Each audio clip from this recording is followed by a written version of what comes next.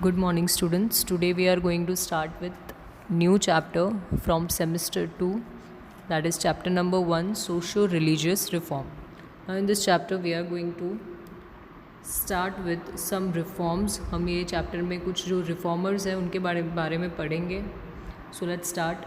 In the 19th century, Indian society was infested with various social evils like superstition, illiteracy, ignorance, evil social customs, caste system, etc. हमारा जो भारतीय समाज है वो पूरी तरह से social evil, सामाजिक बुराई जो होती है उसमें कहीं ना कहीं लुप्त था. जैसे अंधविश्वास है, पढ़ा लिखा ना होना, या हर चीज़ से आप अनजान हैं, आपको ज़्यादा पता नहीं है इसके बारे में. कुछ प्रथाएं चली आ रही थी और सामाजिक प्रथाएं जो वाकई में अच्छी नहीं थी या दूसरों के लिए नुकसानदायक थी, और जातिवाद होना, ये सारी चीज़ें जो है वो हमारे समाज में भरी पड़ी थी 19th सेंचुरी में. The condition of women was worst in this narrow minded society. ऐसे में जो वुमेन्स थी उनकी हालत बहुत ही ज़्यादा ख़राब थी, क्योंकि हमारा जो समाज की जिस तरीके की जो सोच थी उसमें वुमेन की कंडीशन बहुत ख़राब थी. Various evil customs were widespread in our society, like custom of दूध पीती, female infanticide by immersing a newborn girl child into a container full of milk, sati system, burning of women on her husband funeral pyre, denial of widow remarriage, etc.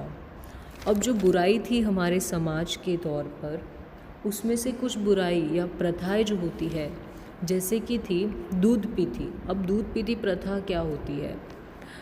दूध पीती प्रथा में क्या होता था कि अगर ये छोटी सी बच्ची अगर पैदा होती है तो उसे दूध के कंटेनर में डिप किया जाता था, जो गरम कंटेनर जो होता था उसके अंदर. उसके बाद में जो दूसरी प्रथा थी वो थी सती प्रथा. अब सती प्रथा में क्या होता था कि कोई भी वुमेन है, अगर उसके हस्बैंड की डेथ हो जाती है तो उससे भी, उसके साथ ही साथ उसे भी मतलब उस आग में जलना होगा, या उसको भी उसी साथ में अपने आप को ख़त्म कर देना है. इस तरीके की जो प्रथा थी वो हमारे समाज में चलती आ रही थी. अब तीसरी जो होती है वो विडो रीमैरिज थी. अब उसमें क्या होता है कि अगर कोई भी बच्ची विडो हो जाती है, यानी कि हम कह सकते हैं कि जिसका हस्बैंड मर जाता है, ठीक है, उसे विडो कहा जाता है, कि विडो जो हो जाती है वैसी कोई भी लड़की उसकी दोबारा से शादी नहीं हो सकती. तो इस तरीके की जो प्रथा थी वो हमारे समाज में काफ़ी हद तक लुप्त हो गई थी, या काफ़ी हद तक ज़्यादा हो रही थी. Due to western education, a new awakening began in the 19th century to remove the evil customs from the society. अब वेस्टर्न एजुकेशन जो आया था ब्रिटिशर्स के द्वारा हमारे इंडिया में, उससे एक तरीके की, हम कह सकते हैं कि एक तरीके की न्यू अवेकिंग थी हमारे लिए 19th सेंचुरी में, जिसकी शुरुआत हुई थी, ताकि जो ये सामाजिक बुराइयां हैं, इसका मतलब इविल कस्टम्स जो है वो हमारी सोसाइटी से निकाला जा सके. Intense efforts were made to bring in social and religious reforms. काफ़ी सारे एफर्ट्स डाले गए हमारे समाज में ताकि ये सारी बुराइयों को निकाला जा सके. सबसे पहले जो रिफॉर्म थे वो थे Raja Ram Mohan Roy. Raja Ram Mohan Roy was the first among such reformers. तो सबसे पहले जिन्होंने आवाज़ उठाई थी ये सामाजिक बुराई के ख़िलाफ़, वो कौन थे? राजा राम मोहन रॉय. हमेशा याद रखना, अगर क्वेश्चन में भी आता है कि who was the first reformer of the Indian society, जिन्होंने आवाज़ उठाई थी सोशल इविल कस्टम्स के आगे, उनका नाम क्या था? Raja Ram Mohan Roy.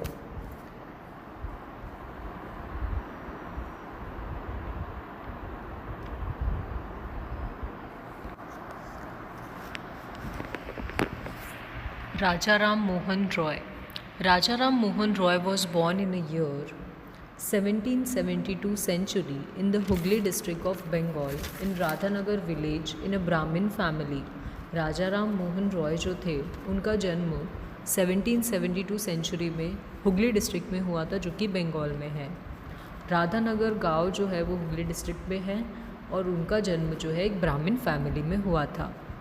Raja Ram Mohan Roy got married in his early childhood. बचपन में ही उनकी शादी हो चुकी थी। His brother's wife became sati on her husband's death.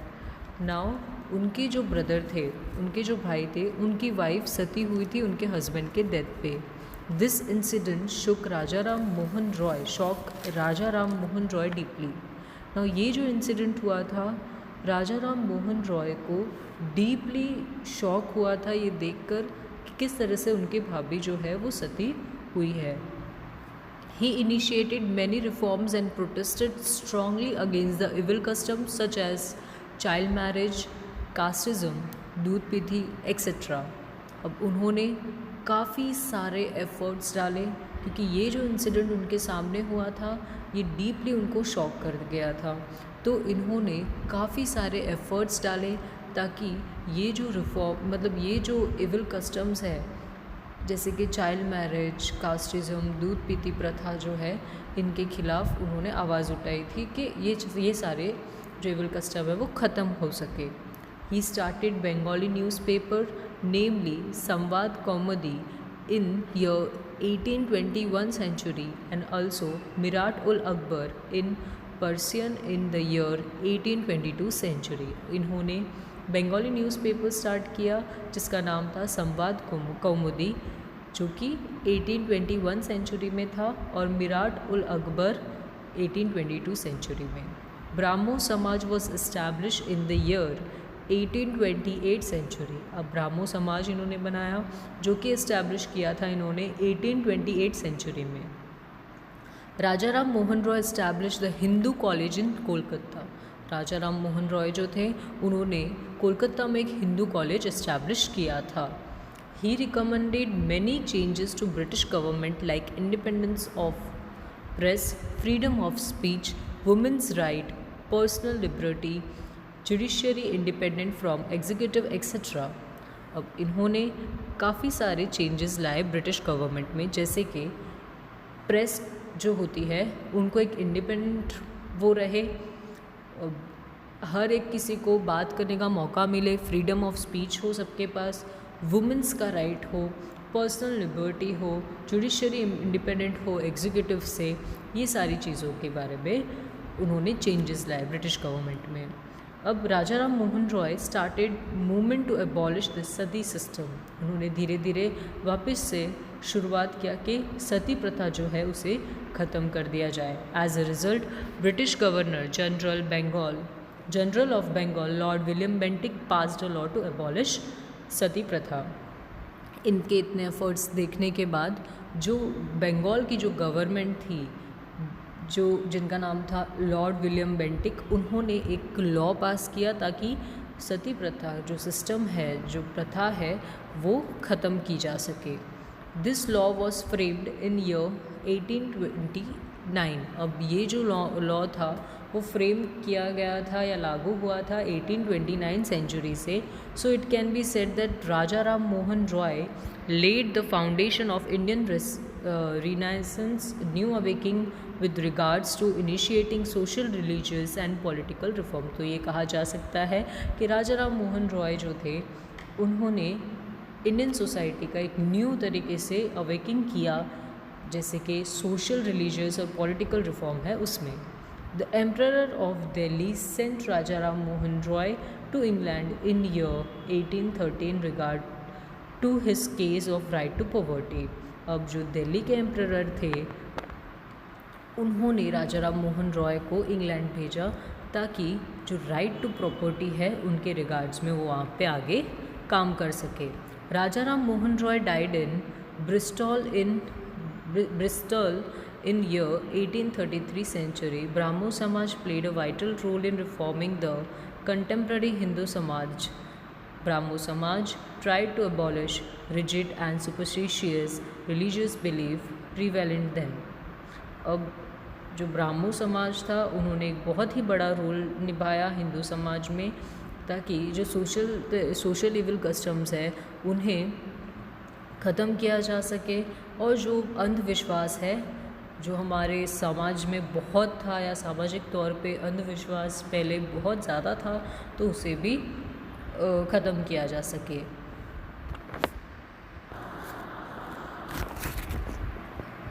Dayanand Saraswati. Dayanand Saraswati was born in a Brahmin family in Tankara village near Morbi in Saurashtra. अब सौराष्ट्र के पास एक जगह है मोरबी, वहाँ पर तंकारा गांव में ब्राह्मण फैमिली में दयानंद सरस्वती का जन्म हुआ। इन his early childhood he realized that idol worshipping and religious rituals were worthless. बचपन में ही इनको एहसास हो गया था कि जो मूर्ति पूजा होती है, जो धार्मिक प्रथाएं हैं, इनका कोई भी रोल नहीं है, सब बेकार है। He renounced his family and world in search of truth. अब तो सच की तलाश के लिए इन्होंने अपनी फैमिली, अपने परिवार को छोड़ दिया और दुनिया में उसकी खोज के लिए निकल पड़े। He traveled across India for the next 15 years and also studied yoga. अब ये जो है 15 साल तक इन्होंने पूरा भारत भ्रमण किया और साथ ही साथ योगा की पढ़ाई भी कर ली। He became a sannyasi, that is an ascetic and recluse, and he studied the philosophy of Hinduism from Swami Virajanand Dandesha in Mathura.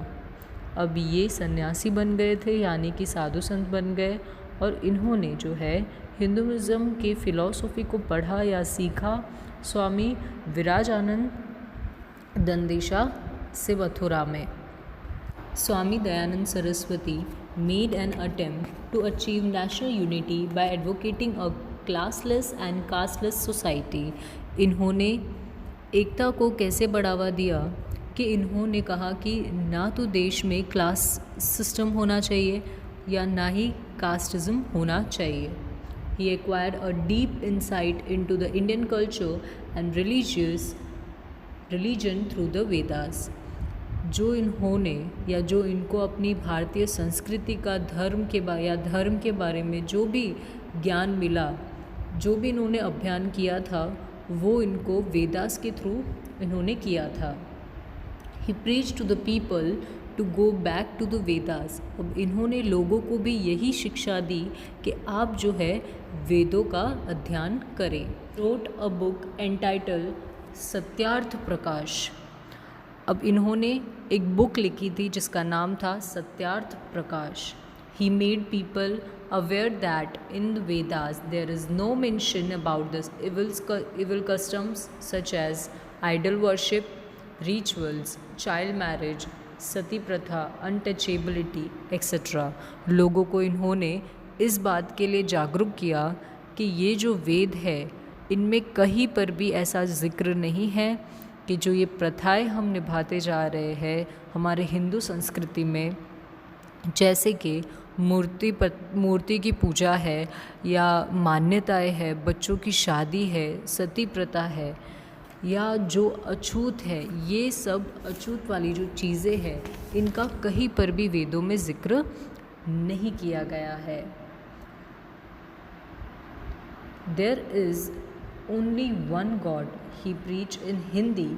As a result, his thought reached the maximum number of people in the country. इन्होंने बताया कि एक ही भगवान है, क्योंकि इनकी ये जो प्रीचिंग थी ये सारी की सारी जो थी वो हिंदी भाषा में थी। तो इससे क्या हुआ कि ज़्यादा से ज़्यादा देश के लोग जो थे वो इनसे जुड़ पाए।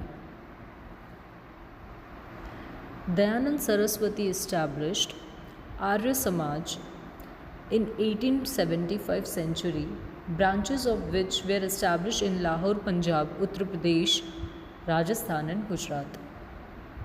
क्योंकि इनकी जो ये प्रीचिंग थी ये लोगों के बीच में, लोग जो थे इनके जो प्रीचिंग से बहुत जल्दी जुड़ पाए थे, तो इन्होंने एक आर्य समाज करके एक समाज इस्टेब्लिश किया जो कि ब्रांच जो थे वो लाहौर, पंजाब, यूपी, राजस्थान, गुजरात यहाँ पे खुली थी ना। इसका जो नतीजा था वो क्या हुआ वो देखते हैं। Arya Samaj started a movement to consequently social changes occurred rapidly. अब इसका जो नतीजा था वो क्या हुआ कि बहुत ही तेज़ी से बदलाव होने लगे। Arya Samaj started a movement to reconvert those people to Hinduism who had changed their religion out of force or choice and were willing to return to their original faith। अब इन्होंने आर्य समाज ने क्या शुरू किया कि जो भी लोग हैं जो हिंदू समाज से बाहर जा चुके हैं, हिंदुज़म से उन्होंने अपना कास्ट चेंज कर लिया है, वो वापस से आ सकते हैं। उनको कोई भी फोर्स नहीं है, उनको वो खुद की चॉइस है कि उनको कौन सी कास्ट में जाना है। After the death of Swami Dayanand Saraswati, the activities of his organisation were continued by leaders like Lala Hansraj, Pandit Gurudutt and Lala Lajpat Rai. अब स्वामी दयानंद सरस्वती की मृत्यु के बाद जो उनकी ऑर्गेनाइजेशन की एक्टिविटीज़ थी उनको संभाल कौन रहे थे? उनको कुछ लीडर्स थे जो उनकी ऑर्गेनाइजेशन की जो एक्टिविटीज़ थी उनको कंटिन्यू कर रहे थे, जिनका नाम था लाला हंसराज, पंडित गुरुदत्त और Lala Lajpat Rai. In the year 1902 century, Kangri Gurukul was establish near Haridwar by Swami Shraddhanand. अब स्वामी श्रद्धानंद के द्वारा कंगड़ी गुरुकुल एस्टैब्लिश किया गया हरिद्वार में। Arya Kanya Mahavidyalaya was started in Vadodara, Gujarat, where the education focused on inculcating discipline, dignity of labour, tolerance, patience and moral values. अब आर्य कन्या महाविद्यालय एस्टैब्लिश किया गया और ये शुरू किया गया वडोदरा और गुजरात में, जहाँ पे एजुकेशन ही हो और वहाँ पे एक डिसिप्लिन सिखाया जाए, लोगों में एक टॉलरेंस, पेशेंस और मॉरल वैल्यूज़ को सिखाया जा सके। Now next reformer is Ramakrishna Paramhans. Ramakrishna Paramhans was the torchbearer of Indian culture. Ramakrishna Paramahamsa जो है इनको हम कह सकते हैं कि भारतीय संस्कृति जिसकी जो मसाल थी वो इनके हाथों में थी। He was also a reformer and a saint who had sought the truth through all the religion. ये वो इंसान थे जो कि एक रिफॉर्मर भी थे और एक साधु भी थे, जिन्होंने सच की खोज सारे धर्मों की खोज ली थी। He was born in Kamarpukur village of Hooghly district in Bengal. Bengal के हुगली डिस्ट्रिक्ट में एक कमरपुकुर विलेज में इनका जन्म हुआ। He took interest in religious activities from his childhood only. Now बचपन से ही इनको धार्मिक गतिविधियों में काफ़ी ज़्यादा इंटरेस्ट रहा। He became a priest in Kali temple of Dakshineswar near Kolkata. Dakshineswar जो मंदिर था, जो कि माँ काली का मंदिर था कोलकाता में, वहाँ के भी ये पंडित बन चुके थे। Many people were attracted toward him due to his preaching on purity. Now काफ़ी सारे लोग जो थे उनसे अट्रैक्ट होते थे क्योंकि इनकी जो प्रीचिंग थी, इनका ये जो जिस तरह से समझाते थे, इनके अंदर एक प्योरिटी थी, इसीलिए बहुत सारे लोग जो थे वो इनसे अट्रैक्ट होते थे। He try to attain God in various form. भगवान को पाने के लिए इन्होंने काफ़ी ज़्यादा प्रयत्न किया था। Many religious reforms like Keshav Chandra Sen, Dayanand Saraswati and other came into his contact. काफ़ी सारे जो रिलीजियस रिफॉर्मर थे जैसे कि केशव चंद्र सेन, दयानंद सरस्वती जैसे लोग इनके कांटेक्ट में आए। Those influenced by the western culture redeveloped their faith in culture and religion of India because of preaching of Ramakrishna Paramahamsa. जो भी लोग वेस्टर्न कल्चर से इन्फ्लुएंस्ड हो रहे थे वो वापस से एक रीडेवलप होने लगे। इंडिया का जो हमारा संस्कृति है, हमारा जो कल्चर है, वो वापस से लोगों के मन में जागने लगा था। किसके वजह से? रामकृष्ण परमहंस के वजह से। Swami Vivekanand, a Bengali graduate. Swami Vivekanand, a Bengali graduate named Narendranath Dutt, came into contact with Ramakrishna Paramhans, who reciprocated his quest for knowledge. Bengali एक ग्रेजुएट जिनका नाम था नरेंद्रनाथ दत्त, वो कांटेक्ट में आए थे रामकृष्ण परमहंस से, जो कि उनके नॉलेज से बहुत ही ज़्यादा प्रभावित हुए थे. Narendra became a discipline of Ramakrishna and became a ascetic सन्यासी, later acquiring the name Swami Vivekananda. अब रामकृष्ण परमहंस के वो भक्त बन चुके थे और एक उन्होंने संन्यास ले लिया था, वो सन्यासी बन गए थे, इसीलिए उनका जो नाम था वो स्वामी विवेकानंद था. He did an intensive study of Indian and western philosophy. अब उन्होंने बहुत ही गहराई से इंडियन और वेस्टर्न फिलोसॉफी को पढ़ा. Swami Vivekananda advise people to serve the poor and look for God in needy people.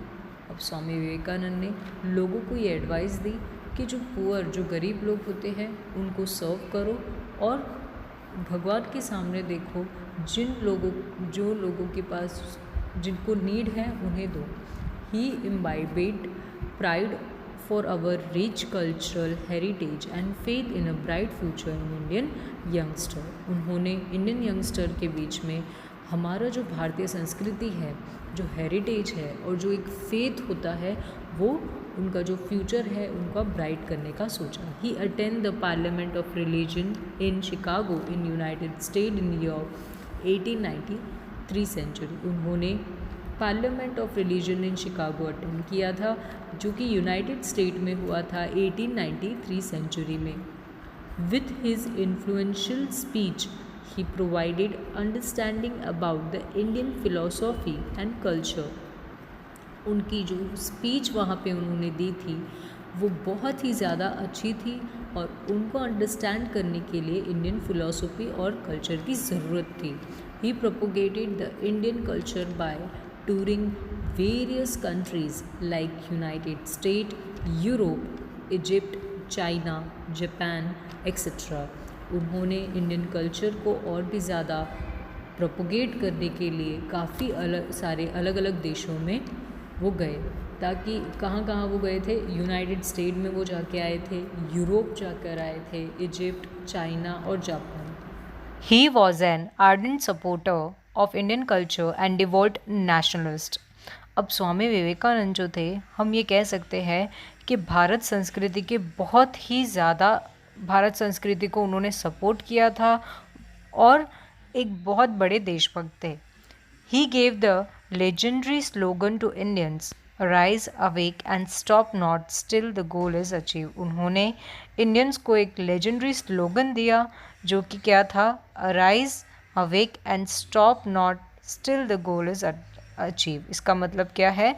उठो, जाग जाओ और तब तक मत रुको जब तक आपका जो गोल है वो अचीव नहीं हो जाता. Swami Vivekananda established the Ramakrishna Mission in Kolkata in the year 1897 century in name of his guru. Swami Vivekananda ने रामकृष्ण मिशन एस्टैब्लिश किया कोलकाता में 1897 में in the name of his गुरु के, उनके गुरु के नाम पर उन्होंने रामकृष्ण मिशन को इस्टेब्लिश किया था कोलकाता में. It has its headquarter at Belur. अब बेलूर में उसका हेडक्वार्टर है. This mission adopted the ideals of service to mankind through various work. काफ़ी सारे अलग अलग तरीक़ों से हम लोगों की मदद किस तरह से कर सके, ये इस मिशन का जो गोल था. के लिए या इंसान की सेवा करना. The mission followed the slogan service to man is service to God by gaining motivation from life of Ramakrishna Paramhans. अब इनका जो मिशन था ये एक ही चीज़ या एक ही स्लोगन को फॉलो कर रहा था, जो कि स्लोगन क्या था? Service to man is service to God. इसका मतलब ये है कि अगर आप लोगों की सेवा करोगे, इसका मतलब आप डायरेक्टली भगवान की सेवा कर रहे हो. ये मोटिवेशन जो है वो गेन करके अपने लाइफ में हम आगे बढ़ रहे थे, जो कि रामकृष्ण परमहंस ने इन्हें दिया था. This mission open school across the nation for imparting education. ये मिशन ने काफ़ी सारे स्कूल को ओपन किया हमारे नेशन में ताकि एजुकेशन जो है उसको बढ़ावा दिया जा सके। Hospitals were run by the mission to help the people in need. जो लोगों को हॉस्पिटल की नीड थी, हॉस्पिटल्स भी उनके लिए अवेलेबल करवाए गए थे। Even today the branches of mission are function in India and abroad. आज भी इनका जो ब्रांच है रामकृष्ण मिशन का, वो आज भी है और अभी भी फंक्शन कर रहा है हमारे इंडिया में भी और बाहर के देशों में भी, इट मीन्स अब्रॉड में भी। Reformation movement in Muslim community. अब जिस तरह से हिंदू कम्युनिटी में बदलाव आए थे सामाजिक तौर पे और धार्मिक तौर पे, उसी तरह से मुस्लिम कम्युनिटी में भी बदलाव आए थे।